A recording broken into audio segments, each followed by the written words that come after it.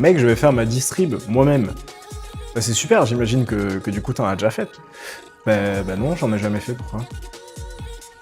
T'en as jamais fait, mais au moins tu sais faire. Non, je sais pas faire. Mais mec, c'est super dangereux si ça se passe mal et parce que tu sais pas faire. Non, je sais pas faire, mais t'inquiète, on verra. Au pire, j'explose mon moteur, moi, c'est trop fort, rien.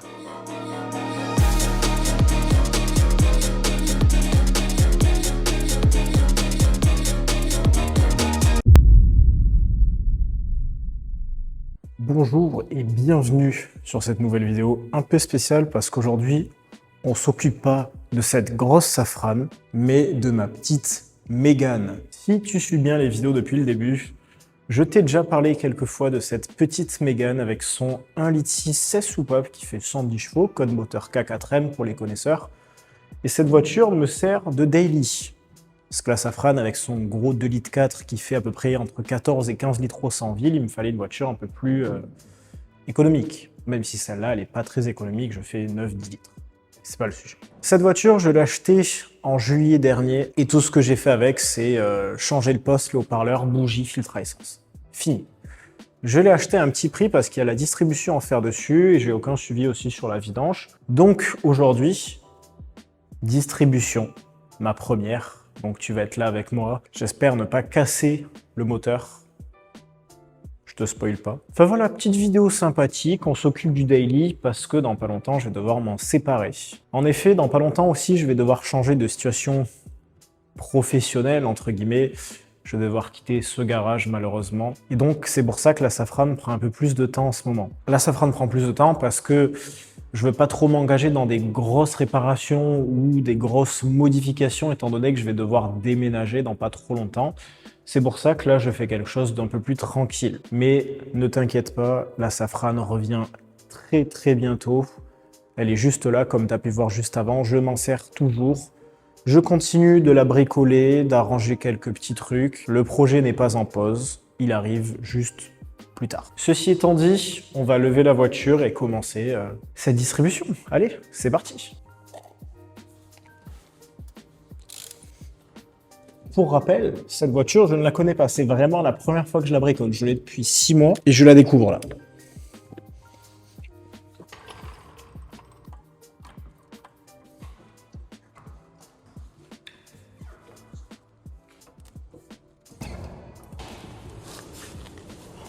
Une fois que la voiture est levée et que la roue est enlevée, on va aller débrancher la batterie pour plus de précaution.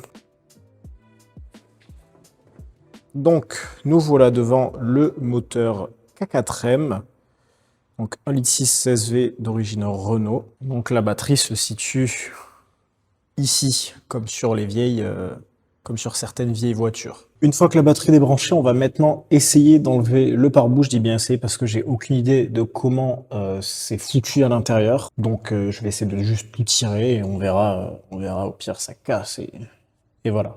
Ok, le pare-boue est démonté, ou plutôt devrais-je dire les pare-boues. Parce qu'en gros, eh ben, il est en deux parties. Il est en deux parties et surtout, tu fais pas comme moi, tu n'oublies pas le clip qui est là où il y a mon doigt pour le capteur ABS. Sinon, tu vas te faire chier, mais bien comme il faut. Donc là, poulie damper, courroie d'accessoires. J'ai pas besoin de la changer parce que l'ancien proprio l'a changé, donc normalement, elle est bonne. Une fois que tu en es là, évidemment, t'oublies pas de repérer le chemin de la courroie accessoire. Donc là, tu peux voir, elle passe sur la direction assistée. Ensuite, elle retourne complètement dessous sous un galet pour remonter à l'alternateur. Elle passe en bas au niveau de la clim, car c'est un modèle équipé de la clim, là tout en bas. Et ensuite, elle passe sous la clim, elle revient autour de la poulie damper, tu pourras pas voir, et elle revient sur ce petit galet qui est juste, tu pourras pas voir non plus. Une fois que tu as repéré le chemin de ta courroie accessoire, soit tu la dégages et tu la remplaces, soit tu fais comme moi, tu essaies de la détendre et tu l'enlèves. Une fois que tu as enlevé ta courroie accessoire, soit tu peux t'en faire un collier ou sinon tu la poses de côté et t'avances. L'étape suivante, il va falloir enlever l'espèce de silencieux pour la boîte air. Sauf que le mien, il est pas dans le meilleur des états, donc on va essayer de le faire tranquillement. Ensuite, il va enlever ces deux petits capuchons qui servent à caler l'arbre à cam. Bon, pour les bouchons d'arbre à cam, tu fais pas comme moi, t'évites de mongoliser pendant 1000 ans et juste, tu vas placer un tournevis plan bas, taper dessus avec un marteau, et hop, tu vois, ça fait levier et ça sort, quoi.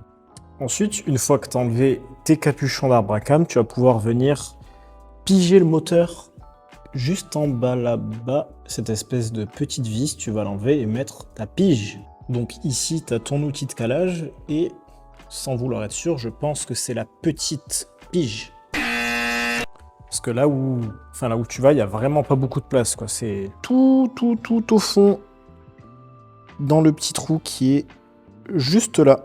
Et donc, il n'y a vraiment pas beaucoup de place pour mettre quelque chose. Et en fait, non, je me suis trompé. C'est pas celle-là, c'est celle-là, parce que celle-là, elle est filetée. Filetée pour remplacer la vis qu'il y avait.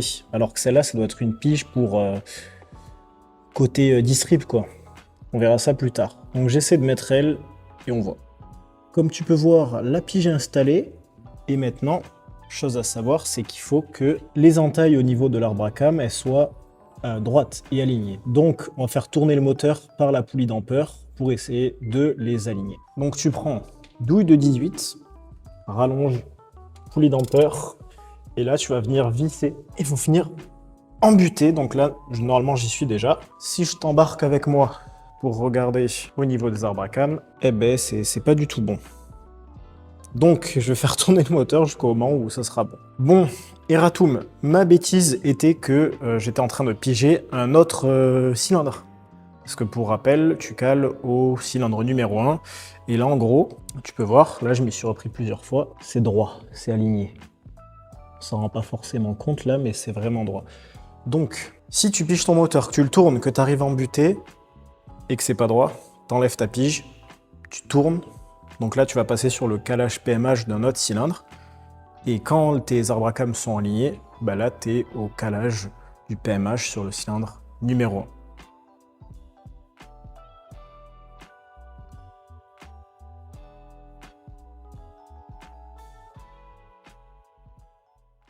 Day 2. Distrib jour numéro 2. Donc hier, on s'était arrêté au moment où j'avais calé le moteur. Donc ce qu'il va falloir faire maintenant, c'est venir caler l'outil de calage pour les arbres à cam. Et direct après, on va enlever la coiffe supérieure du support moteur, mais juste avant, cric sous le moteur. Donc, de mon côté, je vais venir caler l'arbre à cam avec l'outil spécifique. Et ensuite, on démonte le support moteur. Donc tu as ton outil de calage, cette espèce de U avec cette grosse barre métallique. La grosse barre métallique va venir au-dessus. Tu vas venir mettre dans les fentes de l'arbre à cam.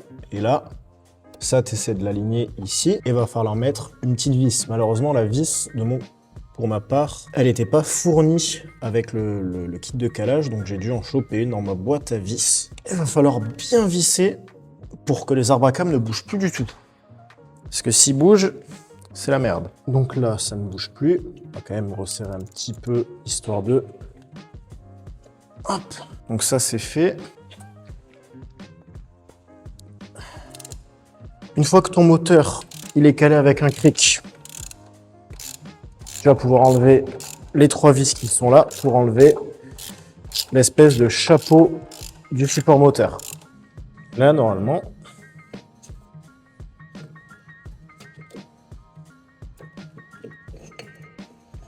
ça vient. Donc comme tu peux voir, courroie de distribution, et c'est vrai qu'elle est un peu abîmée quand même. On voit plus beaucoup les écritures dessus. Une fois que tu es là, tu vas devoir enlever tous les connecteurs qu'il y a là et celui-là j'ai déjà enlevé, pour pouvoir enlever ça, pour pouvoir l'enlever du milieu. Après ceci, il va falloir déposer le gros carter alu de la distribution, sauf que l'accès n'a pas l'air facile. Donc tu as une vis là, j'ai vu une vis là en bas. En bas avec le cliquet, tu peux pas y aller. Donc, clé plate. C'est là que ça va commencer à être drôle, je pense. Donc, ok, il y a une vis tout là-bas. Elle va être sympa. Oh là là, l'enfer. Si on essaie d'y aller par dessous. Ah, j'ai une bouteille à la mer. Quoique. Ouais, bah non, il y a... Oh non. On annule. on annule. Bon, je vais essayer une autre vis, qui a l'air encore pire. Il faut que je te fasse une petite update. Donc le clip que tu as vu juste avant, c'était à 11 h. Là, il est actuellement 15 h 30 et tu peux voir que j'en suis toujours au même point. J'en suis au même point parce que déjà, toutes les vis qui sont enlevées sont un véritable enfer. T'en as qui sont absolument tout en bas, là-bas. T'en as qui sont dans des renfoncements et comme tu peux voir, t'as pas beaucoup de place. Ce que j'ai fait pour m'aider, moi, c'est enlever les deux vis du support de boîte. Donc là, tu vois, c'est pas aligné, c'est parce que j'ai très légèrement décalé le moteur sur le côté conducteur. Ça fait un petit peu de place, mais laisse-moi te dire que c'est de la grosse merde, voilà. C'est de la grosse merde. Là, tu vois, j'ai enlevé toute la vis, mais le truc juste refuse de sortir, quoi, alors que le moteur est complètement décalé. Tout ça grâce à ces petites tiges filetées, là, qui est juste au-dessous, là, juste en face. Ces tiges filetées, de base, il y a des écrous dessus, sauf que pour enlever cette partie du cache distrib, il faut que tu passes après les tiges filetées, sauf que les tiges filetées font grosso modo 10 km de long. J'ai arrêté de filmer, mais tant mieux, parce que tu m'aurais vu dans des états terribles. Je suis passé par la joie, la colère, la tristesse. J'ai même dû aller acheter des outils. Donc voilà où j'en suis. Ça fait 4 heures que je suis bloqué sur ce putain de cache distrib en alu. De base, avant, sur la Mégane, je pensais qu'il y avait de la place. Parce que tu vois, le moteur est assez petit dans la baie moteur. Sauf qu'ils t'ont quand même réussi à te coller le moteur le plus possible contre la caisse. Et ça c'est pas cool de la part de Renault. Donc je vais encore essayer, mais je pense que je vais pas tarder à arrêter parce que plus j'essaye, plus je m'énerve, plus je fais de la merde, moins c'est bien. Donc je vais encore un petit peu essayer et on va sûrement se retrouver demain. Bon bah écoute, filmer apparemment ça a permis de me calmer et de devenir un peu plus intelligent. Donc c'est bon. J'ai passé cette étape maudite. Il me tarde absolument pas de faire cette étape au remontage. Là, tu vois, c'est libre et la pièce est juste là. On va pouvoir enchaîner. Allez. Day 3. 3e jour. Je viens d'enlever les dernières vis du carter plastique. Et le carter plastique, c'était à peine moins une tannée que le carter alu. J'ai passé toute la journée d'hier sur le carter alu. J'ai dû aller acheter des outils exprès. Là, le carter plastique, c'est un enfer aussi. Mais on avance. C'est, je pense, de loin le truc le plus chiant que j'ai eu à faire sur une voiture. C'est un enfer. C'est juste un enfer. Vraiment, je filme pas parce que d'un, on voit que dalle. Même moi, j'y vais, je fous les mains comme ça. Il y a à peu près ça d'espace. Il y a une dizaine de centimètres entre la caisse et le moteur. Moi, je vois rien. Toi, tu verras rien encore plus. J'y vais 8e de tour par 8e de tour pour dévisser, mais on avance. On avance, de toute façon, là, je vais pas tout remonter, quoi. Autant le faire jusqu'au bout. Donc là, ensuite, au programme, je dois enlever la poulie d'ampère. Ça, c'est pareil, j'ai pas de péteuse. Donc, on va faire comme on peut. Et après, ce sera dépose du galet tendeur, galet enrouleur, pompe à eau et normalement remontage. Le remontage me terrifie à un point que tu peux même pas imaginer. Donc, écoute, on va continuer. Hein. Allez. Avant toute chose, on va voir que le moteur est bel et bien calé. On va vérifier encore une fois. Mais normalement. Donc, maintenant, ce qu'il va falloir faire, c'est stack plusieurs rallonges pour qu'on arrive là et que là, je puisse utiliser le bras de cric comme je fais pour les vis de cardan. Heureusement, le type, il est prévoyant. J'ai acheté 2 rallonges de 25 cm. Il faudrait que je mette par contre un truc pour caler là. Et là, on va mettre la croix comme j'utilise d'habitude. Rallonge de cric. Et on va dévisser. J'espère juste que la chandelle va être assez haute. Évidemment non. Ben voilà, quand t'as rien pour bricoler, tu trouves des solutions. Donc tu utilises tes 2 jantes d'origine de Safran. Il est temps de dévisser cette poulie d'ampère.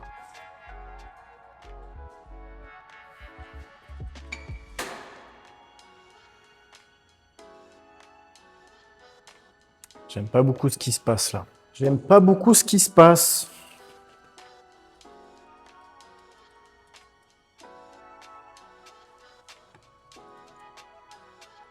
Soit ça marche, soit le moteur est en train de tourner et là c'est la merde. Mais je crois qu'il a pas tourné. Je crois. Là normalement tout est encore aligné. Les 2 airbags sont encore alignés. Le tournevis que j'ai mis pour bloquer l'embrayage, enfin le volant moteur n'a pas bougé.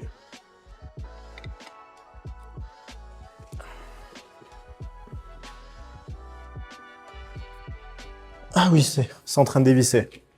Ok, nice. Est-ce qu'on peut maintenant dévisser à la main? Oui. Je pensais que ça serait serré super fort. Parce que des fois, je vois des vidéos de mecs qui galèrent à les desserrer avec des péteuses.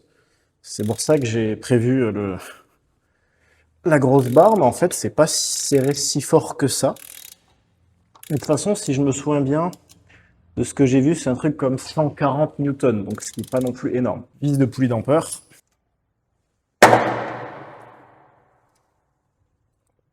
Wow. Wow, ça m'a fait peur. Oh. Oh, putain. Hop, poulie d'ampère. On n'est pas bloqué, on avance juste doucement. Pour rappel, c'est ma première distrib. J'y vais un peu à tâtons et quand j'y vais un peu à tâtons, ben, c'est toujours très long. Sur ce, étape suivante. Alors là, regarde bien parce que ça, tu le verras pas tous les jours. Hein. Un embout Torx sur une clé à cliquet de 8. Tout ça emmanchonné dans une douille longue de 17 avec une rallonge pour enlever le galet enrouleur. Parce qu'encore une fois, il y a tellement pas de place que tu es obligé de te débrouiller un peu comme tu peux. Tu vois, un petit embout Torx comme ça, normalement pour un porte-embout, quoi. Et tac, tu le mets au cul de ta clé plate à cliquer. Si ça peut en dépanner certains, je te file les bons tuyaux, quoi. Donc, j'ai déjà enlevé le galet enrouleur. Et maintenant, on va continuer avec le galet tendeur. D'ailleurs, chose que tu peux peut-être entendre ou pas, mais c'est qu'il n'a pas de bruit de roulement. Moi, ça m'est déjà arrivé de faire ma distrib sur certaines de mes voitures et qu'il y a un gros bruit de roulement. Mais là, franchement, ça va. Maintenant, pour ce qui est du galet tendeur, c'est un peu plus conventionnel. C'est juste une petite douille de 13, petit cliquet, sinon ça passe pas. Et on va voir est-ce que c'est serré fort. On dirait. Merde, qu'est-ce qui s'est passé? Maintenant, est-ce qu'à la clé plate, ça y va? Ah oui. Et maintenant, comment ça se fait? Ah, mais faut le...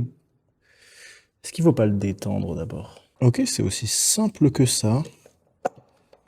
Faut juste tirer l'espèce d'ergot qui est à côté vers le bas. Et maintenant, il sort. Ce que je disais, en gros, là, t'as tige fileté avec avec ton écrou. Et en gros, tout ce que j'ai fait pour le détendre, c'est j'ai pris ça, je l'ai juste fait tourner. Et maintenant, on peut enlever la courroie. Purée. Par contre, je viens d'y penser, j'ai pas vérifié si j'ai la bonne. Si j'ai pas la bonne, oh là là là là là là, c'est la merde. Hein. Et voilà. Courroie de distribution. Je vais sortir la nouvelle et on va voir. Donc, courroie de la marque Ina. Pour ceux qui ne connaissent pas, c'est mon ancien mécano qui me conseillait de prendre ça. C'est ce qui monte dans le garage où il travaille et apparemment ils n'ont jamais eu une seule connerie avec. Donc, je lui fais confiance. J'ai très peur. J'ai très peur. Donc, c'est les mêmes.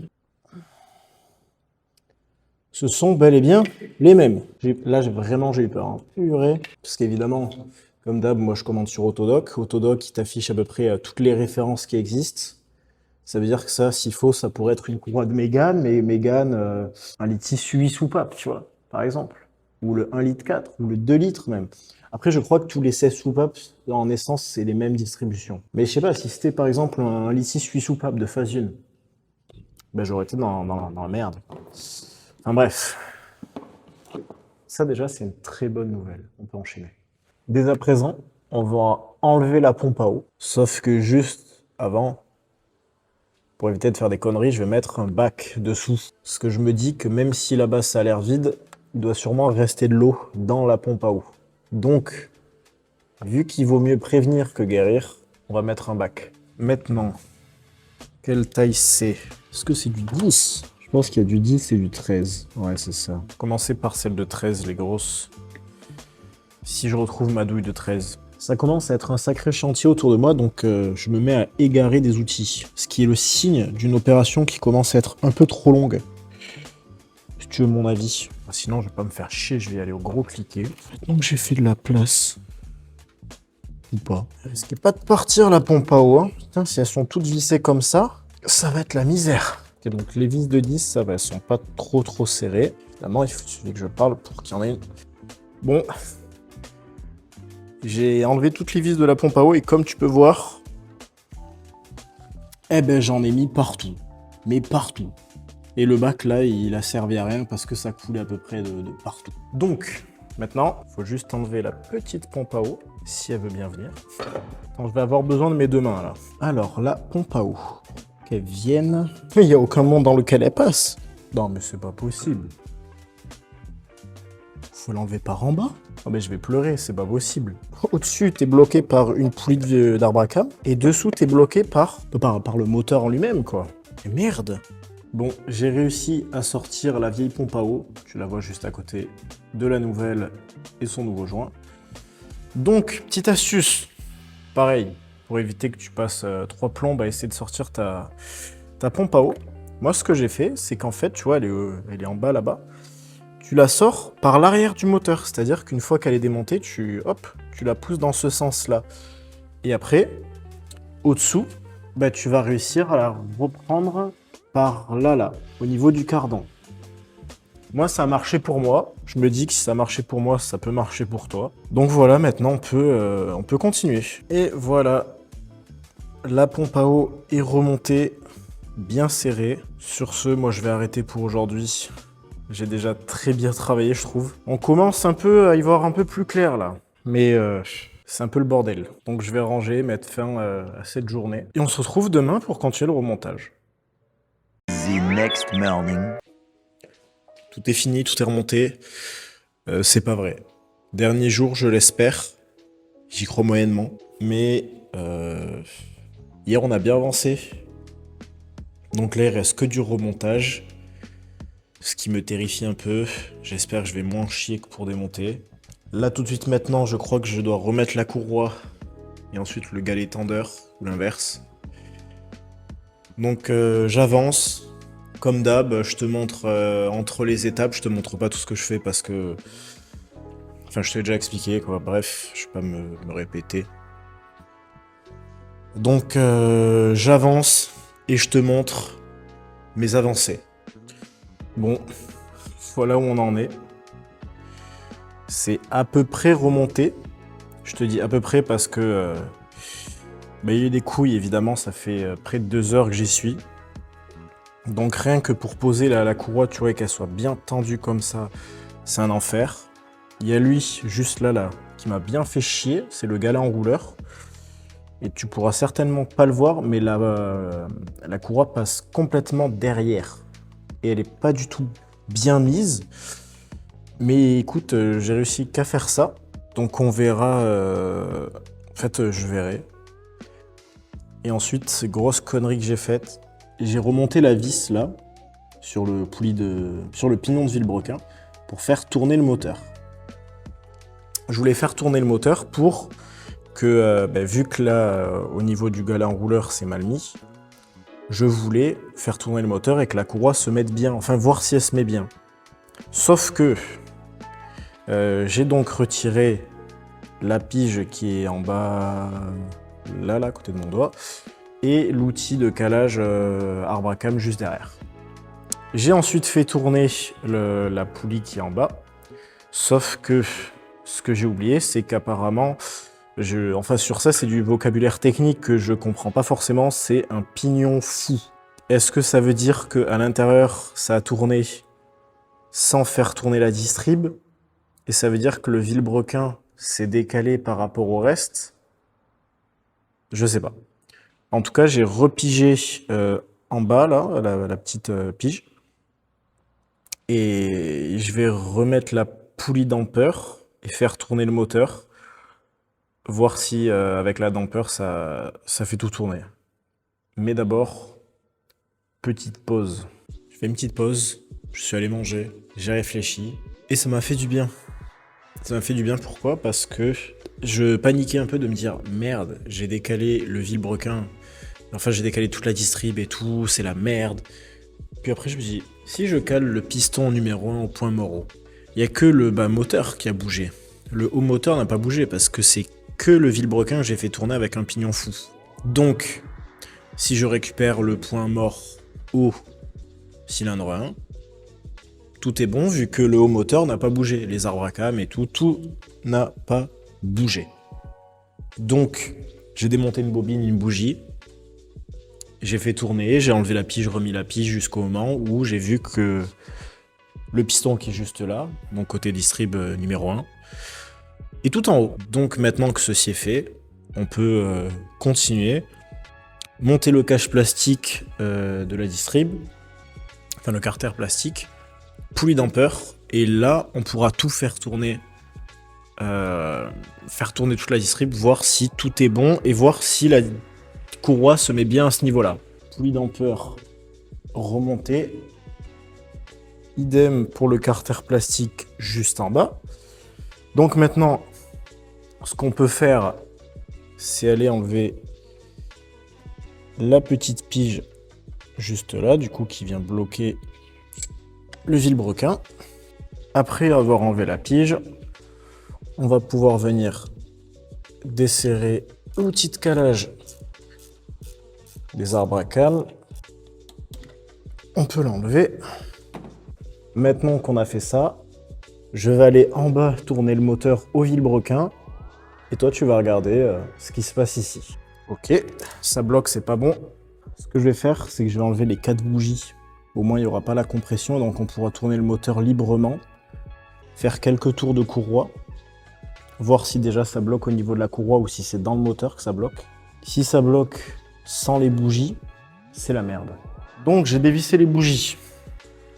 Je les ai pas 100% enlevées parce que le puits de bougie est très profond dans la culasse. Mais vu qu'elles sont dévissées, normalement dès qu'il y a la compression, ça va juste lever la bougie et voilà. Donc on va faire des tours et on va voir si tout va bien. Et hop, on va faire tourner le moteur. Ok, donc une compression, là ça tourne. Deuxième compression. Là normalement, ouais, encore une. Là va encore y en avoir une. Encore une. Je vais essayer de faire tourner jusqu'au moment où la courroie est abîmée, voir si elle est encore plus abîmée là. Oh non! Oh non! Oh merde.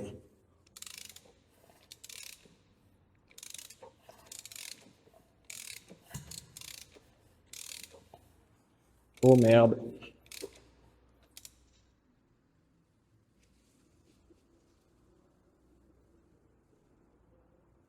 Ah, c'est la merde là. Ah, c'est la merde. Oh putain, il n'y a plus du tout de compression. Merde. Merde, merde, merde. Ah, je flippe. T'as entendu le clac que ça fait? Oh, chier, merde. Merde.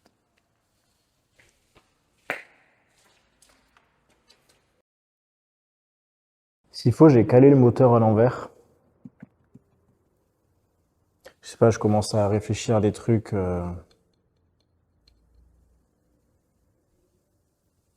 Parce que ça m'étonnerait que ce soit salade de soupape dans le moteur. Parce qu'encore une fois, tout est aligné. Quand la pige en bas est bonne, les arbres à cam sont alignés. Les deux arbres à cam tournent bien l'un avec l'autre. Bonjour. On est une semaine plus tard. Voilà. Comme tu peux le voir sur les clips d'avant, je me suis bien chié dessus. Et pendant une semaine, j'ai vraiment cru que j'avais défoncé le haut moteur. Donc piston, soupape, bisous. En plus, vu que je suis un mec extrêmement intelligent, j'ai demandé à ChatGPT pour de l'aide. ChatGPT qui est vraiment, quand on y pense, un outil qui est catastrophique. ChatGPT, si tu regardes la vidéo que tu utilises ChatGPT, pour certains trucs c'est bien. Pour pas mal de choses, c'est vraiment explosé au sol, ChatGPT, faut le savoir. Là, d'après lui, j'avais explosé tout le moteur, fallait déculasser, changer tout. Je t'explique ce qui s'est passé. Donc là, depuis quelques jours, j'ai fait que démonter, remonter, démonter, remonter, toute la courroie, les tendeurs, les arbres à cam, tout. Enfin, recaler les arbres à cam. Je faisais même des calages maison. Tu vois, j'étais clac, j'essayais un petit peu de tourner un arbre parce que je me dis peut-être qu'il... Apparemment, c'est un moteur qui est très pointilleux, donc je me dis peut-être une dent, ça suffit à ce que ça touche. Non. J'y réfléchis. J'ai réfléchi, je me dis qu'est-ce que j'ai fait pendant le montage que je n'ai pas fait pendant le remontage. Donc techniquement, c'est les mêmes choses, mais dans un sens ou dans l'autre. Puis là, je me dis, là juste pour indication, c'est à peu près 16 heures. Je suis dans le garage depuis 10 heures. Hier, j'y ai passé une bonne partie de la journée. Semaine dernière, j'ai pas filmé, j'y ai passé une journée entière à me dire, tu vois, essayer à faire des hypothèses, à chercher partout, regarder plein de vidéos, voir le calage des arbres, parce que j'ai pris aucun repère visuel, évidemment. Donc j'y ai passé vraiment énormément de temps.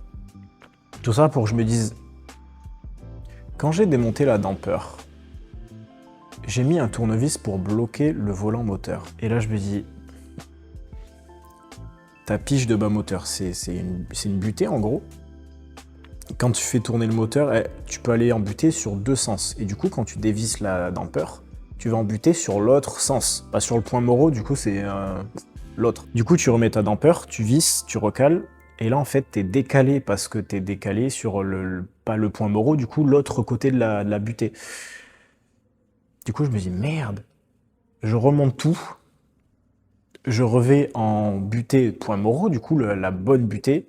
Je remets le tournevis dans le volant moteur, je dévisse la damper, du coup là ça ne bouge pas, je reste en butée de point morot, je remonte tout, je fais des tours de moteur.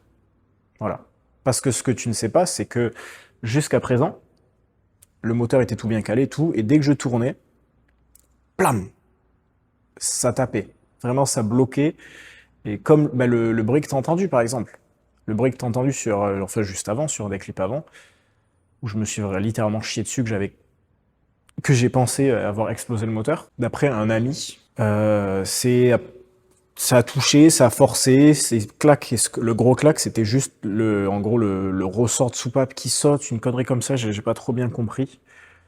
Mais du coup, en fait, quand tu fais tout bien, ça marche super bien. Quand tu fais ta distribution sur ton K4M, t'oublies pas le tournevis dans le volant moteur. Tu l'enlèves pas à un moment aléatoire. Et t'oublies pas de le remettre quand tu fais le remontage. Maintenant que tout ceci est dit, on va pouvoir continuer le remontage. C'est parti. Et juste avant qu'on attaque le remontage, il faut que je passe un petit salut à mon pote Gianni. Il a son entreprise où il retape des vieilles voitures. J'espère ne pas me tromper. Je mets son Instagram dans la description. Si t'es dans le sud et que t'as une vieille voiture ou que juste t'es intéressé par la tôlerie ou les restaurations, mais là, c'est vraiment de la restauration from scratch, quoi, genre vraiment de zéro. Donc voilà, je te mets son Insta dans la description. Si tu veux, tu peux aller faire un tour. Si tu veux, tu peux aller juste donner de la force, t'abonner à son Instagram, ça fait plaisir. Et on remonte tout ça. Tout est remonté. Voilà, ça fait du bien de voir tout ça qui est un peu remonté. Bon, après, c'est le bordel, là, faut vraiment pas faire attention. Le cric qui est plein de liquide de refroidissement, pas de pisse. Et maintenant, j'ai extrêmement peur de démarrer. Sache-le, vraiment. J'ai très peur parce que je me dis, si j'ai mal fait quelque chose, c'est maintenant qu'on va le voir. Maintenant, tu peux faire pause sur la vidéo et tu peux me dire si toi, t'y crois ou pas. Moi, je sais pas pourquoi, vu la chance que j'ai en ce moment, j'y crois vraiment moyennement. Je me dis, c'est sûr, j'ai foiré quelque chose. Le truc qui me fait le plus peur, le serrage de la pompe à eau. Pour l'instant, je vais juste donner un petit coup de démarreur, laisser tourner un peu au ralenti, sans eau. Puis une fois que je verrai que c'est à peu près bien, là je mettrai de l'eau. C'est parti. Ok. Attention.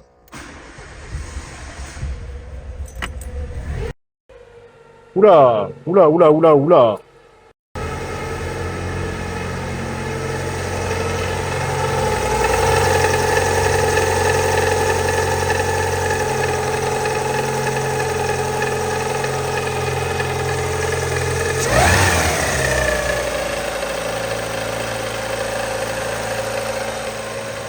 Ça m'inquiète.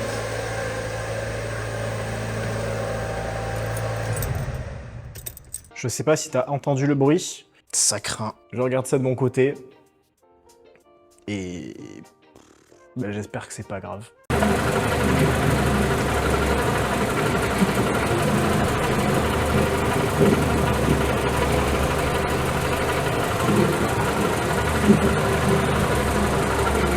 Elle est remontée. Elle est remontée. Je viens de la faire tourner. Cycle de chauffe. Ça a l'air bon. Je vais pas trop vite en besogne parce que il faut encore aller faire un tour sur la route pour voir si c'est vraiment bon. Comme tu peux voir, tout est remonté. J'ai remis un petit peu d'eau, j'ai remonté support de batterie, bougie, bobine, tout est remonté.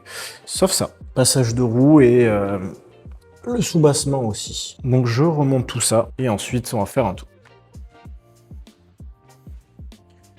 Mais juste avant, il faut que je te donne des astuces et des petits trucs auxquels tu pourrais ne pas penser, mais qui sont très utiles, que moi j'aurais aimé découvrir avant de tout finir. Premièrement, tout ce qui est support moteur, cache distribution en alu et en plastique, c'est un vrai enfer à enlever. Sauf quand tu connais la technique de prendre ton cric et de lever le moteur à bloc de chez bloc, parce qu'en fait ton moteur il est comme ça, tu as ta caisse qui est là, et en fait quand tu le lèves, ton moteur il va faire comme ça, et il va s'éloigner de la caisse, ce qui va faire que au final tu auras plus de place pour passer tes outils, passer tes mains, travailler. Ça c'est un truc que j'ai découvert vraiment sur le tout dernier remontage. Je dis le tout dernier parce qu'entre temps, entre chaque clip que je fais, je démonte et remonte je sais pas combien de fois. Par exemple ce matin je travaillais et j'ai décalé la distribution, je l'ai pas assez tendue et à un moment ça fait claquer le moteur, il s'est mis à tourner un peu carré. Heureusement aucun dommage n'est à déplorer pour l'instant. Ensuite à part le cric,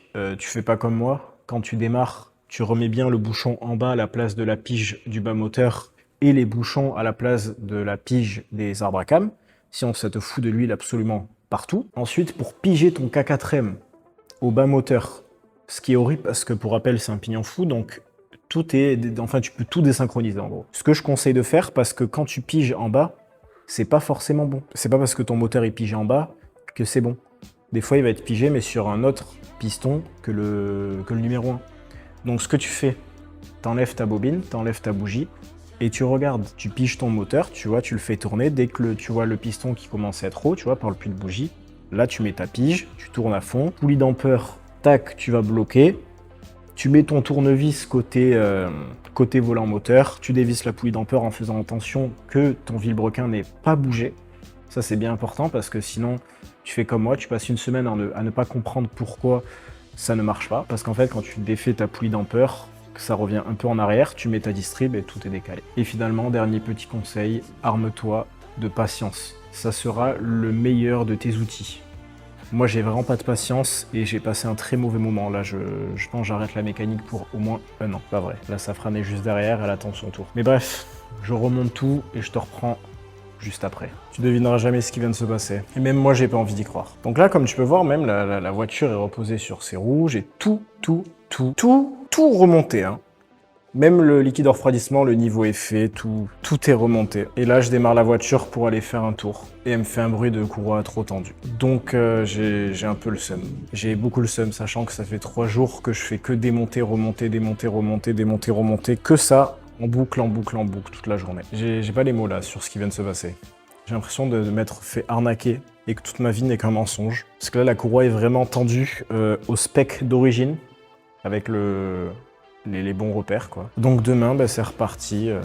Lever la voiture, enlever la roue, enlever le pare-boue, lever le moteur, enlever le support moteur, enlever le cache côté, le cache distrib en alu, celui en plastique. Pour aller au galet tendeur, faut tout enlever. Voilà, donc moi j'arrête pour aujourd'hui. Là, c'est 18h, je suis là depuis 10h. T'avoue, je commence un peu à en avoir marre. Tu vois, même la courroie accessoire était remontée, c'était magnifique, tout allait bien. Oh là là là, j'en ai marre. The next day. Et voilà, cette distrib est enfin terminée au bout de 2 semaines. Donc ça a été une aventure qui a été très longue, aussi, je vais pas te mentir, très éprouvante, à coup de « oh ça se passe bien, oh ça se passe plus bien, j'ai cassé le moteur, ah en fait non, j'ai pas cassé le moteur, ah je suis bloqué là, ah je suis débloqué ». Je suis bloqué autre part. Il faut pas oublier, mécano, c'est un métier qui peut s'apprendre, évidemment. Et pour rappel, cette vidéo n'était pas un tuto. C'est juste moi qui te montre comment je fais la distrib de ma voiture pour la première fois. Je ne suis pas professionnel, encore une fois. Loin de là, je me permettrai jamais de dire que je suis un mécano. Mais bon, depuis que j'ai remonté la distrib, je suis allé rouler la voiture. J'ai fait une 20-30 de kilomètres. C'est comme avant. C'est comme avant, tout est nickel, aucune fuite sur la pompe à eau. C'est ce qui me faisait un peu peur. La voiture roule bien, le moteur répond bien, il a tous ses chevaux, tout va pour le bien. Donc en tout cas, je te remercie de m'avoir suivi dans cette aventure. J'espère que la vidéo t'aura fait rire à certains moments ou fait peur avec tous ces rebondissements. Si la vidéo t'a plu, comme d'habitude, tu peux mettre ton petit like, ton petit commentaire, la partager à tes copains. Et moi, je te dis à bientôt pour une vidéo, soit de la safrane, soit une petite vidéo que je prépare, tu vois, que j'ai en réserve. Mais ça, tu verras si tu t'abonnes à la chaîne. Donc je te dis à la prochaine, prends soin de toi et gros bisous.